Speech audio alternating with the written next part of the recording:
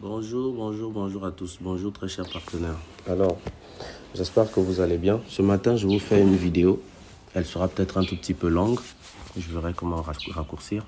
Je vous fais une vidéo pour vous expliquer comment est-ce qu'on alimente le portefeuille d'e-wallet. Comment est-ce qu'on achète la crypto-monnaie. Comment est-ce qu'on...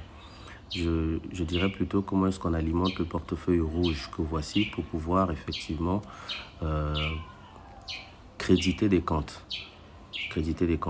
Je suis en train de gérer une transaction qui a pris du retard depuis vendredi, du volume d'argent depuis vendredi. Il fallait acheter de la crypto-monnaie pour pouvoir alimenter ces comptes. Et pour le faire, je vais déjà vous montrer rapidement sur le back-office comment est-ce que ça se passe. On a le bouton jaune qu'on appelle Found e-wallet, ou encore je tape sur les trois traits à ma gauche en haut comme je suis sur le téléphone. Je vais taper sur Shop. Et Shop, j'ai Buy License et d'e-wallet Funding. Le d'e-wallet Funding, l'onglet d'e-wallet Funding, le raccourci est sur le back-office, là où vous lisez ici sur le bouton jaune. Je tape sur ce bouton jaune, il va m'ouvrir une fenêtre qui me donne la possibilité de pouvoir effectivement alimenter mon compte par la crypto-monnaie venant d'un autre portefeuille, d'une autre application. Ici, je choisis l'USDT parce que j'ai de l'USDT. Au niveau du montant, je vais taper exactement le montant que je vais aller prendre sur mon portefeuille. Ce portefeuille a été alimenté par l'achat de la crypto-monnaie. On achète la crypto-monnaie. La crypto-monnaie, lorsqu'on l'achète, quand le volume il est quand même important, ça dépend des jours aussi, effectivement. La transaction peut durer 2 jours, 3 jours, 4 jours. Généralement, quand nous prenons l'argent les samedis, nous pouvons recevoir l'argent les dimanches. Généralement, quand nous prenons l'argent les samedis, on peut recevoir notre crypto-monnaie le dimanche. Mais ça dépend du volume de transactions qui se passe dans le monde au moment où vous êtes en train de faire cette transaction. Si la blockchain est super occupée, vous pouvez faire une semaine d'attente. Vous pouvez faire 1 semaine et demie d'attente. J'ai déjà géré un volume de 2 500 000 seulement. Il a fallu attendre environ 2 semaines pour que ça arrive sur le portefeuille.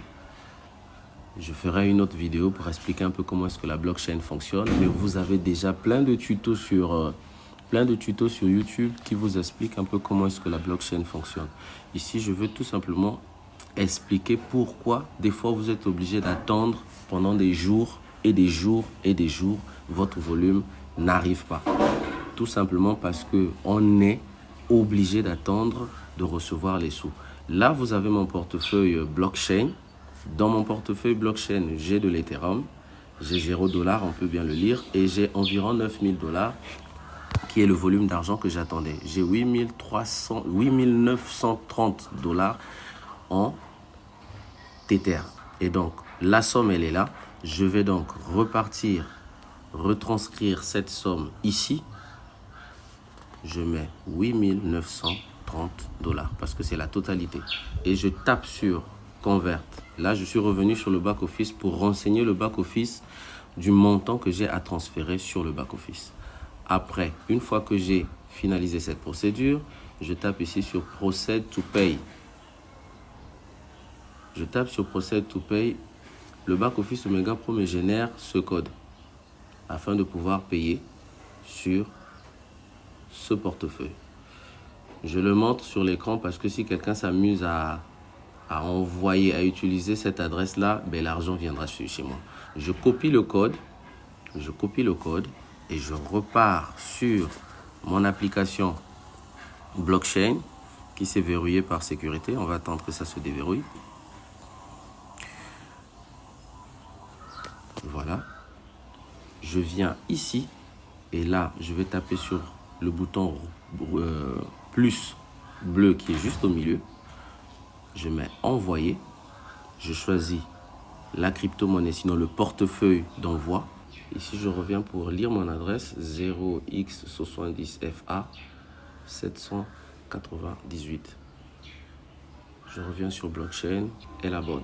Ici, je vais coller donc l'adresse du back-office Ici, je colle l'adresse du back-office sur le carré que vous voyez là. Ça, c'est l'adresse Ethereum que Omega Pro, j'ai récupéré sur le back-office Omega Pro.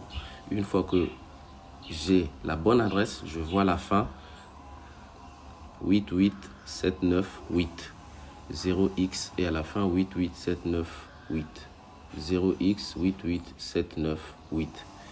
Je reviens sur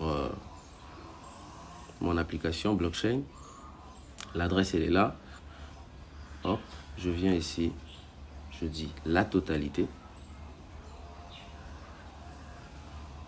Envoyer la totalité. Au niveau des frais, je choisis 30 minutes.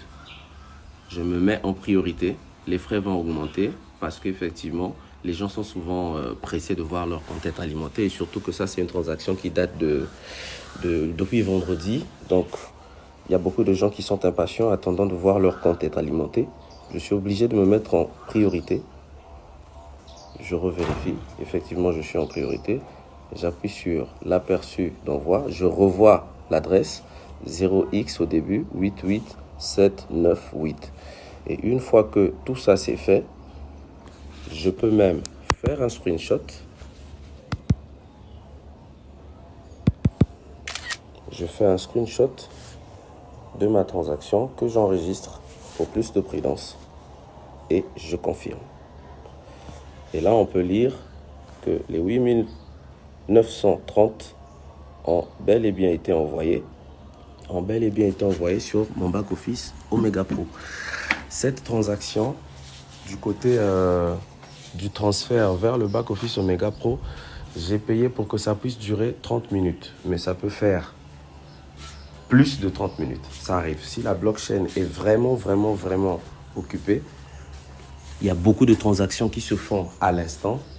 À ce moment, je suis obligé de me munir de patience pour pouvoir effectivement attendre. Sinon que là, on a bel et bien 8930 USDT envoyés. Votre Ether a été envoyé avec succès. Hop, je valide.